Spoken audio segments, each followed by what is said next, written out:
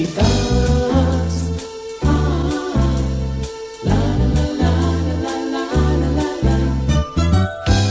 Bienvenido y bienvenida, amable oyente del Instituto Bíblico del Aire. Continuamos hoy con la serie de estudios sobre el Nuevo Testamento. Nuestro interés es que usted obtenga un mayor conocimiento de la palabra de Dios. Acompáñenos a descubrir enseñanzas extraordinarias. Ya Alberto Valle está listo para presentarnos la lección de este día. Preste mucha atención.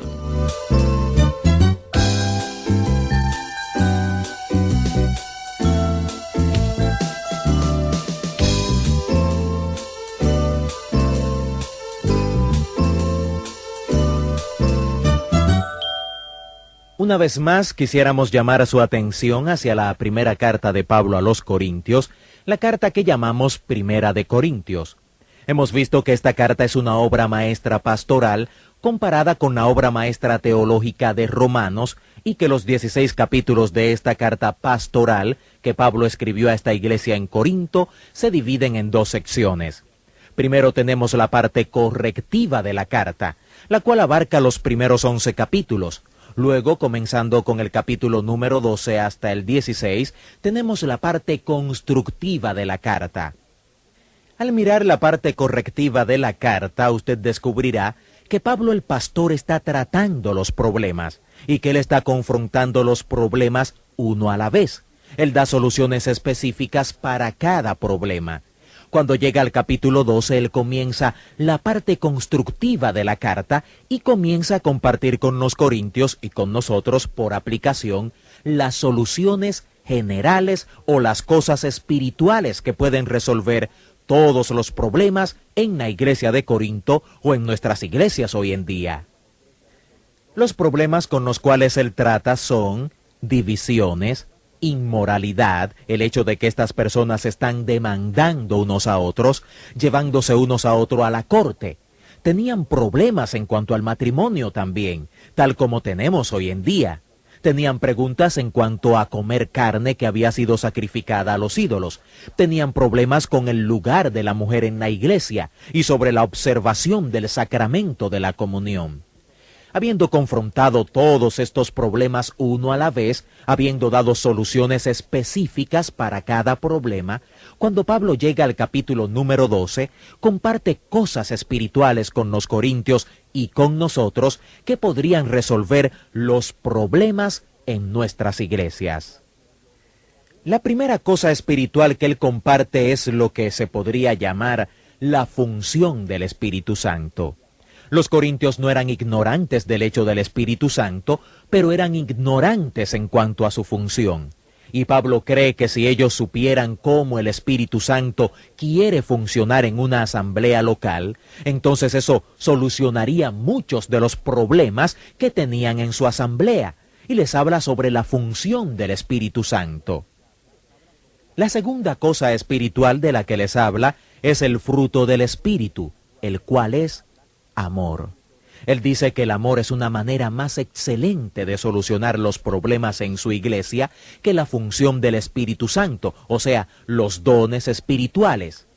Luego en el capítulo 14 les habla del orden que debe prevalecer en la iglesia cuando el Espíritu Santo está sobre nosotros, dándonos dones y dentro de nosotros produciendo los frutos de amor.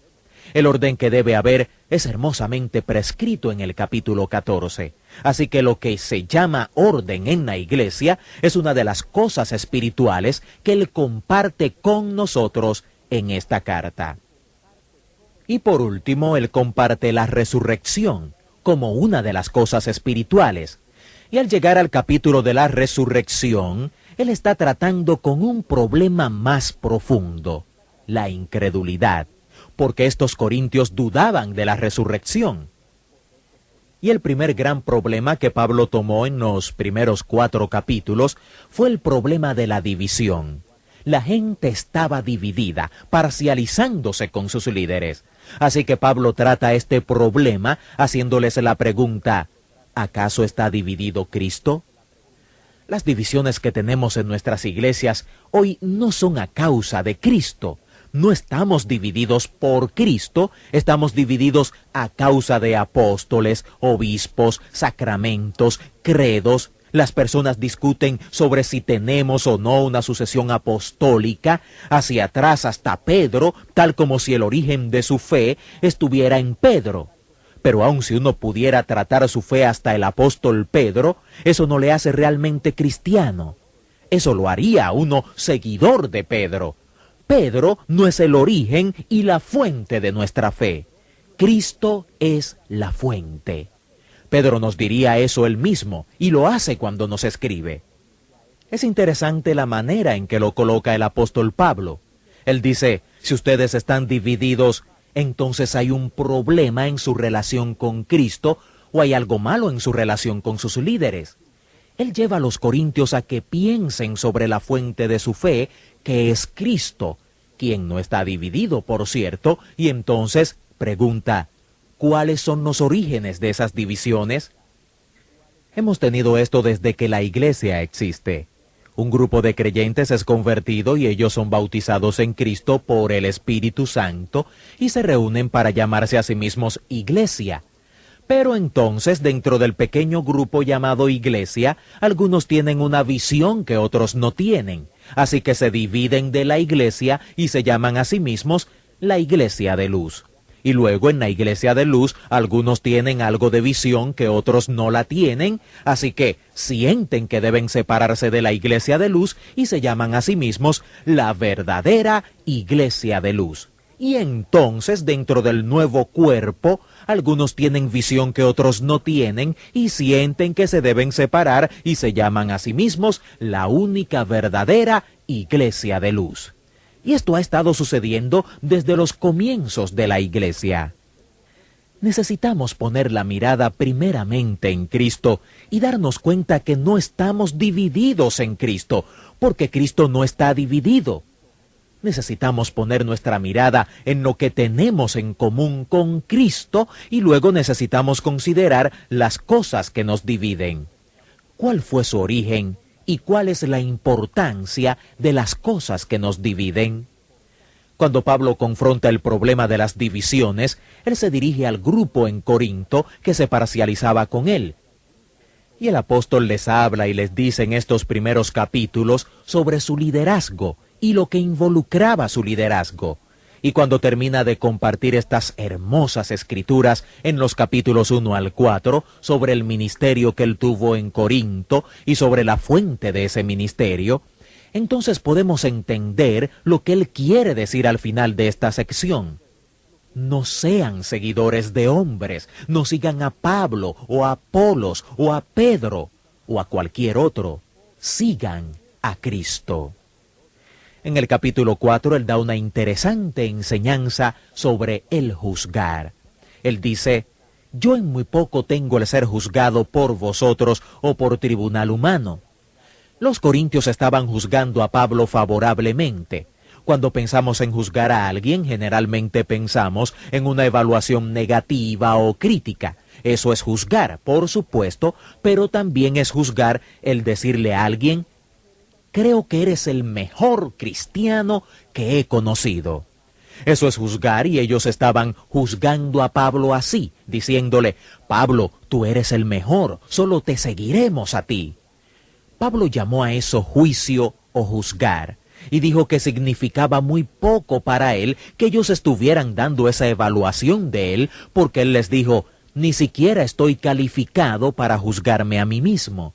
Y ni aun yo me juzgo a mí mismo. Él les dice, así que no juzguéis nada antes de tiempo hasta que venga el Señor, el cual aclarará también lo oculto de las tinieblas y manifestará las intenciones de los corazones, y entonces cada uno recibirá su alabanza de Dios.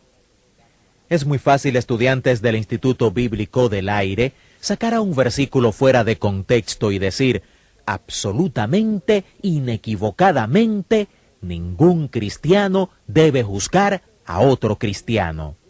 Pero esa no es toda la enseñanza de la Escritura sobre este asunto. Pablo está hablando aquí sobre cierta área, los motivos del corazón. Él está diciendo a los hermanos de Corinto, No juzguen mis motivos o los motivos de otra persona. ¿Cómo saben ustedes cuáles son sus motivos? Pero es interesante que en el capítulo número 5, él va a reprender a esta gente porque no estaban juzgando. En el capítulo 5 había un problema de inmoralidad en la iglesia. Un hombre estaba viviendo con su madrastra en una relación adúltera. Probablemente era un líder en la iglesia de Corinto. El asunto era que todos lo sabían y nadie hacía nada al respecto. Pablo les reprende porque no estaban juzgando a este hombre. Él les dice en el capítulo 5, ustedes no tienen la responsabilidad de juzgar a aquellos que están fuera de la iglesia. Les escribí diciéndoles que se alejaran de los fornicarios, borrachos, ladrones y todas esas cosas que él nombra, pero les dijo, no quise decir que iban a romper totalmente con los pecadores. ¿Por qué? Entonces, ¿cómo podrían compartirles el Evangelio de Jesucristo? Lo que quise decir con eso es que si algún hombre dice que es un hermano en Cristo y es adúltero o fornicario o borracho, no deben identificarse con una persona así. Y es una realidad la que nos presenta el apóstol Pablo, porque si hay algo que está siendo cuestionado en nuestros días, es el testimonio de la iglesia. Así que encontramos en el libro de Primera de Corintios muchos, pero muchos problemas. Lo interesante es que Dios quiso que tuviéramos esta carta de Primera de Corintios para que viéramos el enfoque espiritual, la solución a estos problemas. Así que al leer Primera de Corintios, hágalo con este enfoque, mirando en qué manera los problemas solucionados de Corinto son aplicables a la iglesia de nuestro día.